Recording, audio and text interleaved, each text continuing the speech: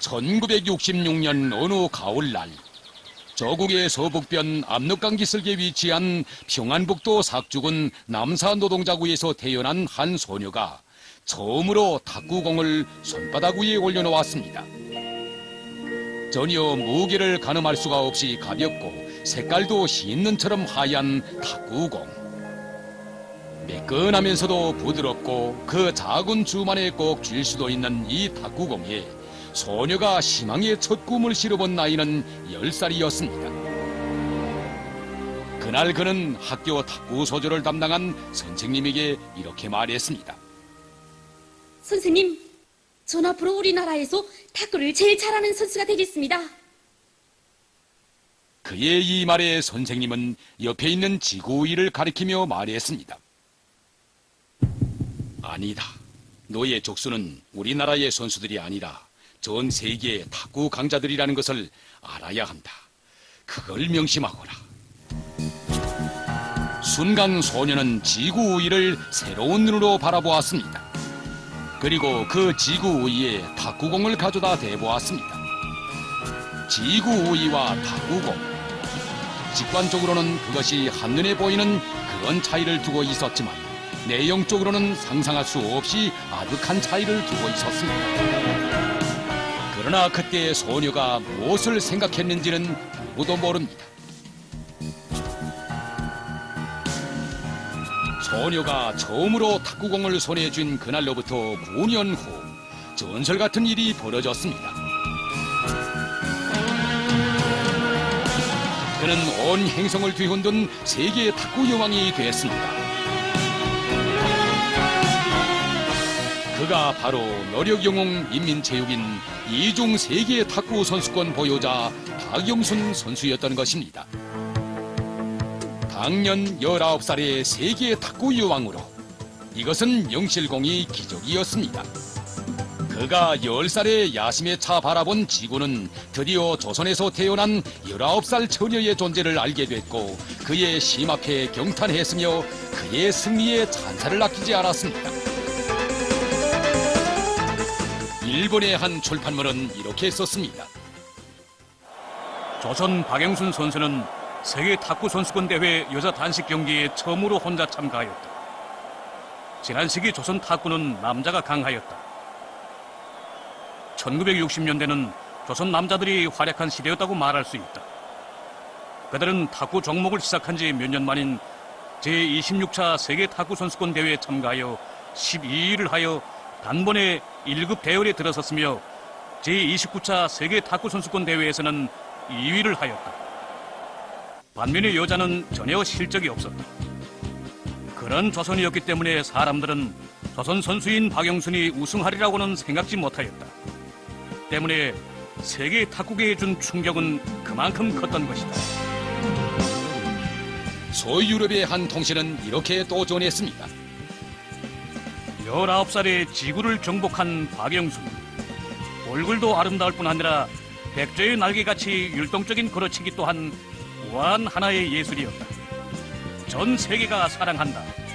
동방조선의 불태의 미인 박영순 선수를. 실로 이런 경탄, 이런 찬사는 만리 우주에로 끝없이 메아리쳐 갔습니다.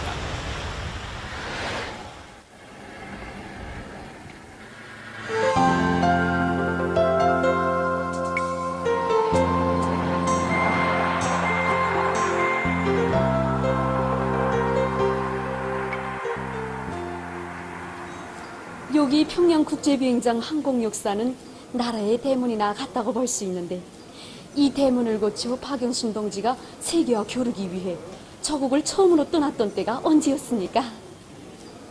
박영순 선수가 16살 되던 해였으니까 그게 아마 중국에서 진행된 제1차 아시아 탁구 선수권대회 청소년급 대표 선수로 선발됐던 1972년도였습니다. 예, 우리 동생이 고향을 떠나 그때 당시 28체육단도 떠나간 지 불과 4년도 안 되는 때였습니다. 그때 우리 동생은 자기가 국제경기에 출전한다는 것을 전보로 알려왔습니다.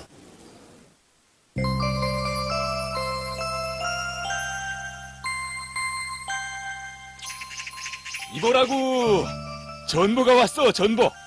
평양에 간 용순이가 국제 경기에 나간다루만. 아니, 뭐라고요? 어디? 제1차 아시아 탁구 선수권 대회 참가함. 외동딸 용순 올림? 아니, 여보, 이게 꿈이요, 생시요? 평양에 간 지 이제 4년밖에 안 된 애가 어떻게 국제 경기에 벌써 나간다는 거요? 어? 아니 나가니까 정보를 줬겠지요. 어디 보자요. 제1차 아시아 탁구 선수권 대회 참가함. 분명하구나. 야 정말 우리 용순이가 설리말을 탔나 봐요. 여보세요 당신은 아바이. 기쁜 소식을 알려줘 정말 고마워요. 그때 그 정보의 내용은 통신원의 입을 거쳐 온 삭주 땅에 자자하게 소문이 났습니다. 삭주 사람들은 모두가 다 제 집일처럼 기뻐했고 박용순 선수의 승리를 진심으로 바람하지 않았습니다. 삭주의 흥분과 격동, 이것은 아직 온 나라 온 세계가 그를 알기 3년 전에 있은 일이었습니다. 어머니 당에서는 이름 없는 탁구 소정원이었던 박용순 선수의 남다른 탁구 재능을 소중히 여기고 15살부터 대담하게 국제 경기에 내보내어 귀중한 경기 경험을 쌓고 모비의 경기담을 키워나가도록 했습니다. 박용순 선수가 세계 탁구 선수권을 쟁취하기 전까지의 경기 실적은 다음과 같습니다.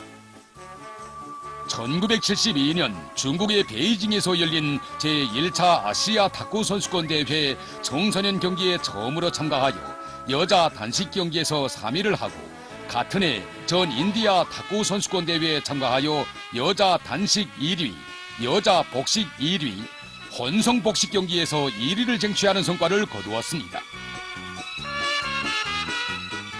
그 다음해인 1973년 제1차 3대륙 탁구 친선 초청경기 대회에서 여자 단체 2위, 여자 복식 1위를 쟁취하여 우리나라 여자 탁구계의 별로 단연 빛을 뿌리게 되었으며 이런 것으로 하여 제33차 세계 탁구 선수권 대회 조선민주주의인민공화국 여자 단식 경기 대표 선수로 선출되었습니다. 이러한 경기 성과들은 세계 탁구 여왕회로 가는 결전의 길에서 그가 피땀으로 점령한 하나하나의 거지들이었습니다. 역사의 페이지에 오르는 영성의 첫 시작마다엔 그 어떤 남다른 사연이 있기 마련인 것처럼 박용순 선수에게도 당대 나이 어린 소녀치고는 남들과 유별나게 다른 그런 일도 있었습니다.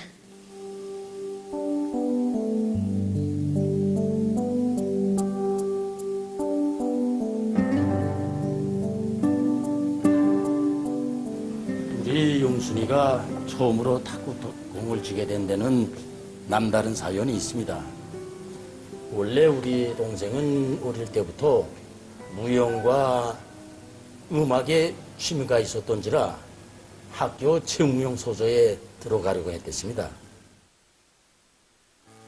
1960년대 중엽에 체육무용이라고 하면 삭죽은 체육무용이 전국적으로 소문이 자자했습니다.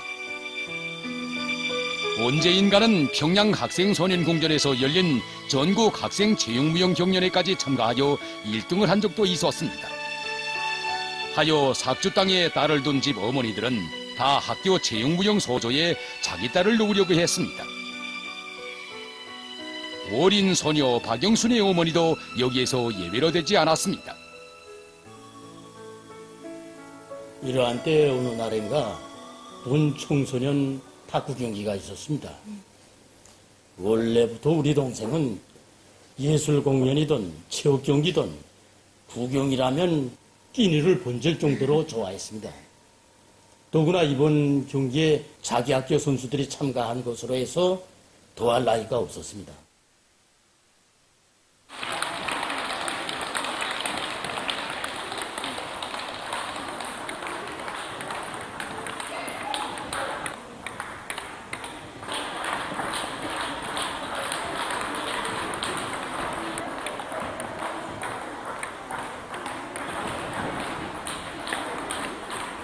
박영수는 실망했습니다.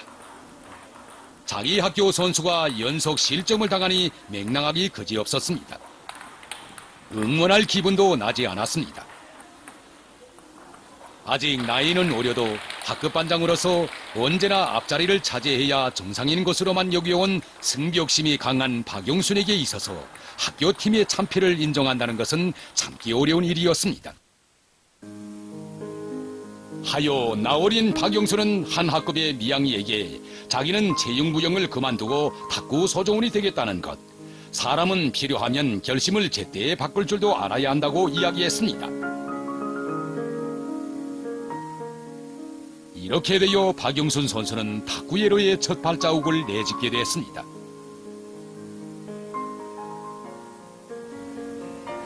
텔레비전 화면을 통해서 우리가 본 박용순 선수는 왼손 기어잡이 탁구 선수로 알고 있는데 집안 내력이 원래 다 왼손잡이였습니까? 아닙니다. 원래 우리 동생은 오른손잡이였습니다. 그런데 그가 탁구를 시작하던 초시기에 학교 탁구 소조 선생님이 그를 왼손잡이로 키웠습니다. 당장 큰일이라도 칠 듯이 탁구 소조에 들어갔으나 박용순 선수의 탁구 실력은 좀처럼 개진이 없었습니다. 그것은 탁구 지도 교원이 그에게 왼손잡이가 될 것을 요구했기 때문이었습니다. 오른손잡이가 왼손으로 탁구를 치자니 생각처럼 팔이 잘 움직여지지 않았습니다. 왼손잡이로 바꾸는 일은 그의 탁구 발전 속도를 다른 동무들보다 포구나 더디게 했습니다.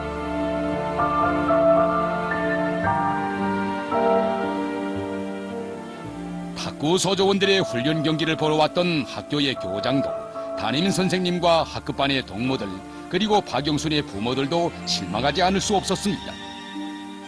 어린 박용순이 탁구 선수로는 전혀 가망이 보이지 않았던 것입니다.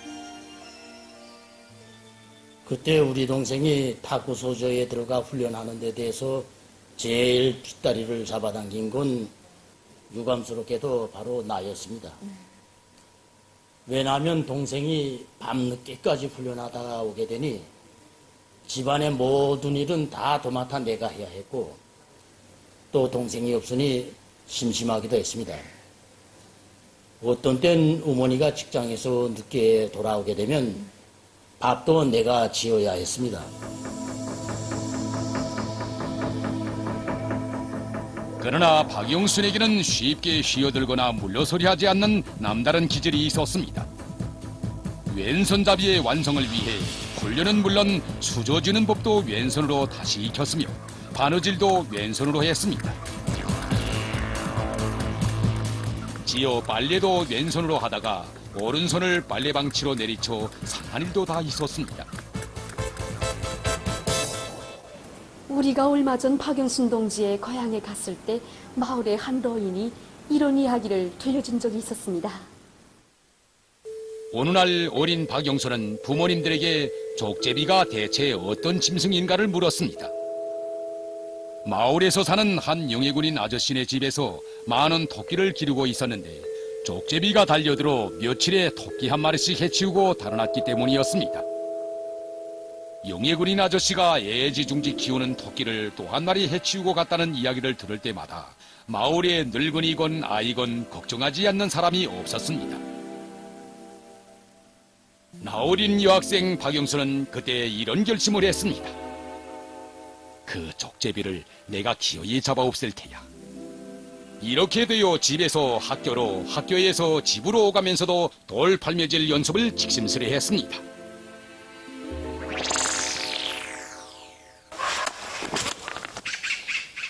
지어는 공부 휴식 시간에는 물론이고 집에 돌아와서도 밤이고 새벽이고 돌파매질에 여념이 없었습니다.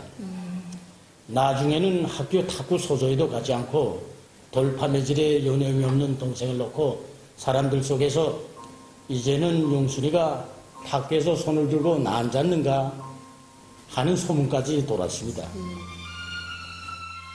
그로부터 며칠 후 나어린 박용순은 차돌로 영예군인 아저씨네 집 토끼우리에 접근하는 족제비의 작은 대갈통을 면바로 직격했습니다.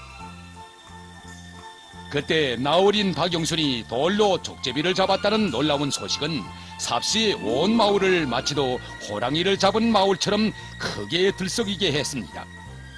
어떤 사람은 영순이가 돌로 여우대갈통을 부셔놓았다는 소문까지 다 내돌렸고, 또 어떤 동네 사람들은 이 다음에 영순이에게 화살을 메워 산에 올려보내 곰을 잡아오게 하자고까지 했습니다.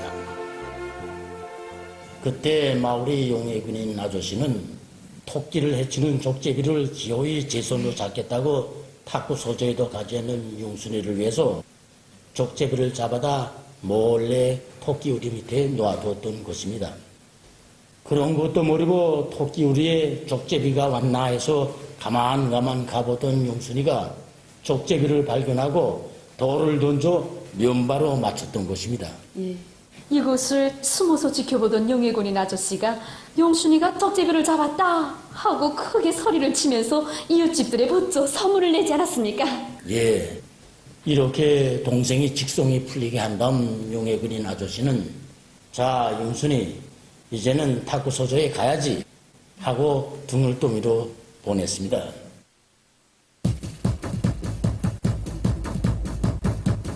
족제비를 잡았다는 이런 믿기 어려운 소문을 들은 탁구지도 교원도 박영순을 다른 눈으로 보게 됐습니다.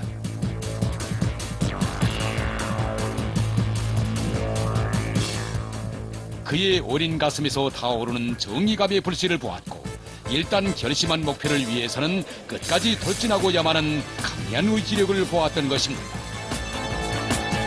순간 탁구지도 교원은 귀중한 씨앗을 얻은 듯한 환희에 잠겼습니다. 선수에 대한 감독의 믿음과 사랑, 그것은 한 선수에게 있어서 성공의 날개와도 같이 그렇게 귀중한 것이었습니다. 박영순에 대한 스승의 각별한 믿음과 족제비까지도 돌로 까눕히려 그리도 애쓴 그런 약한 기질이 서로 합쳐져 박영순 선수의 탁구 실력은 나날이 올라갔습니다.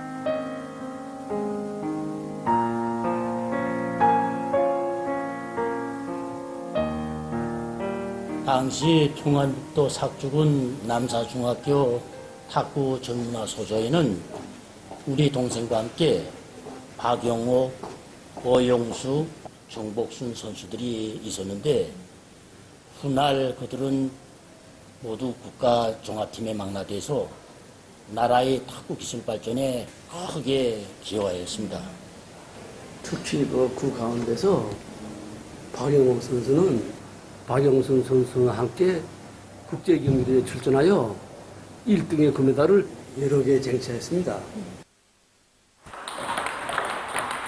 그들의 이런 성과에는 학교 탁구 지도 교원의 고심 어린 노력도 깃들어 있었습니다. 학교 탁구 소조 지도 교원은 탁구공의 역학적 탄도와 팀성 등 탁구에 필요한 물리적 계산까지 해가며 학교 탁구 전문화 소조 운영을 과학적으로 밀고 나갔습니다.